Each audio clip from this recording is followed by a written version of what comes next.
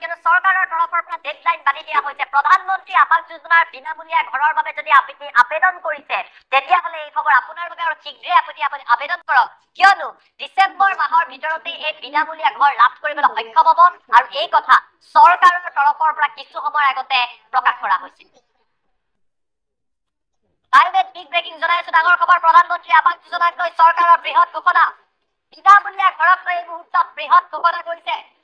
ডিচেম্বৰ মাহৰ ভিতৰতে লাভ কৰিব প্ৰধানমন্ত্ৰী আৱাস যোজনাৰ বিনামূলীয়া ঘৰ, আৰু এই কথা আনুষ্ঠানিকভাৱে চৰকাৰে ঘোষণা কৰিছে। পঞ্চায়তৰ সচিব চৰকাৰে নহয়, তেতিয়াহ'লে পঞ্চায়ত সচিবৰ পৰা ব্যৱস্থা লোৱা হ'ব। আগন্তুক মাহৰ ভিতৰত এয়া সম্পূৰ্ণ কৰিব লাগিব, সেই কথা ইতিমধ্যে স্পষ্টভাৱে কৈ দিয়া হৈছে। 60,000 বিনামূলীয়া বাসগৃহ ডিচেম্বৰ মাহৰ ভিতৰত নতুনকৈ লাভ কৰিবলৈ সক্ষম হ'ব। ভাৰত চৰকাৰে নতুনকৈ 1,70,000 প্ৰধানমন্ত্ৰী আৱাস ঘৰ প্ৰদান কৰিছে, আৰু এই কথা মন্ত্ৰী ৰঞ্জিত দাসৰ তৰফৰ পৰা প্ৰকাশ কৰা হৈছে। যদি আপুনি ঘৰৰ বাবে আবেদন কৰা নাই আৰু আপুনি যদি যোগ্য হয়, এই ঘৰৰ বাবে নতুনকৈ আবেদন কৰক।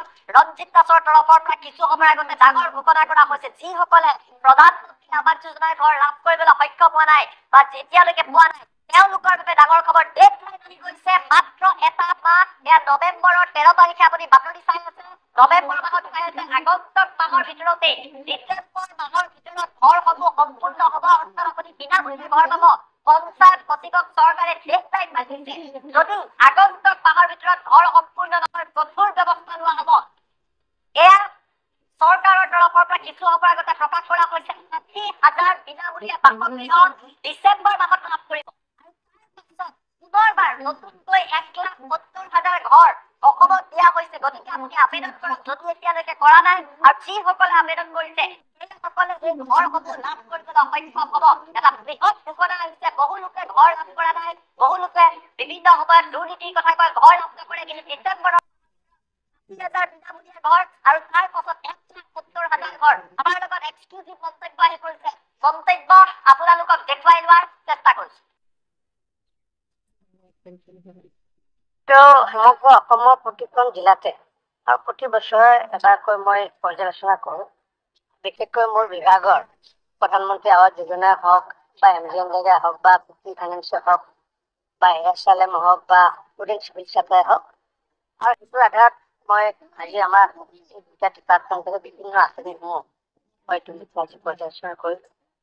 যিহেতু প্ৰধানমন্ত্ৰী আৱাস যোজনাৰ ক্ষেত্ৰত আমাৰ উল্লেখযোগ্য আমি সফলতা লাভ কৰিছোঁ, কাৰণ আমাৰ যি একেখিনি ষ্টাফৰ জৰিয়তে আমাৰ যি সৰ্বমুঠ 20 লাখ ঘৰ যি আমাক আবণ্টন দিছিলে, সেই 20 লাখ ঘৰৰ ভিতৰত আমি ইতিমধ্যে 19,41,000 ঘৰ ইতিমধ্যে আমি সম্পূৰ্ণ কৰিছোঁ। বাকী 60,000 ঘৰ এতিয়া নিৰ্মাণৰত অৱস্থাত আছে। এই 60,000 ঘৰ যাতে আমি অতি সোনকালে যাতে কৰিব পাৰোঁ, তাৰ কাৰণে প্ৰতিখন জিলালৈ গৈ মই এইটো আহ্বান জনাই টাৰ্গেট দি আহিছোঁ। আজিও মই টাৰ্গেট দিছোঁ ডিচেম্বৰ মাহৰ ভিতৰতে ইয়াৰ যিমানখিনি ঘৰ কৰিবলগীয়া আছে, সেইখিনি ঘৰ ইয়াতে ঘৰ বেছি কৰিবলগীয়া নাই, প্ৰায় 800 ঘৰ কৰিবলগীয়া আছে। সমগ্ৰ অসমত 60,000ৰ ভিতৰত কম্পাৰেটিভলি পজিশ্যন ভাল।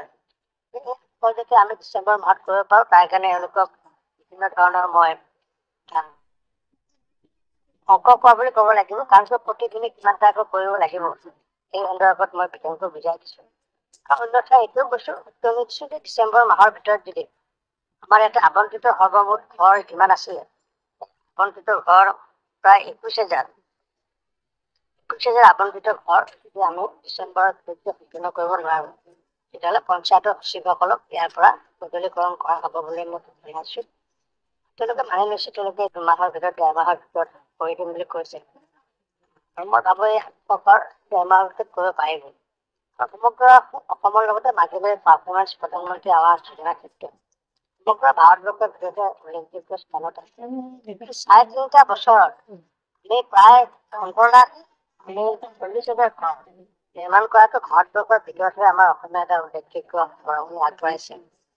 যাৰ কাৰণে ভাৰত চৰকাৰ সন্তুষ্ট হৈ পেলাই নতুনকৈ পুনৰ আমাক 1,70,000 ঘৰ নতুনকৈ আবণ্টন দিছে।